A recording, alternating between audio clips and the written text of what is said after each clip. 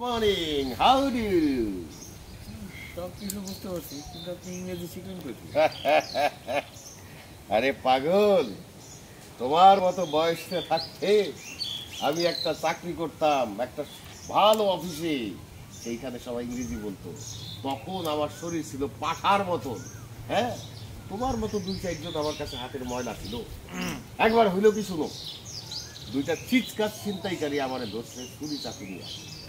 দুইটারে ধরে এমন ধোলাই দিছে, এমন ধোলাই দিছে, এমন ধোলাই দিছে, জায়গায় দাঁড়ায় আপনি হাতে।